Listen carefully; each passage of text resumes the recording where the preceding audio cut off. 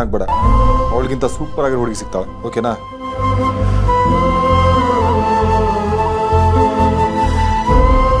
ಇಲ್ಲ ಕಣ, ನನಗೆ ಬೇರೆ ಯಾವ ಹುಡುಗಿನೂ ಬೇಡ. ಸಾಯೋವರೆಗೂ ಅವ್ರ ನೆನಪಲ್ಲೇ ಇರ್ತೀನಿ. ಏಯ್, ಏನೊಳ್ಳೆ ಗೂಳಿ ಥರ ನುಗ್ತಾ ಇದೆಯಾ?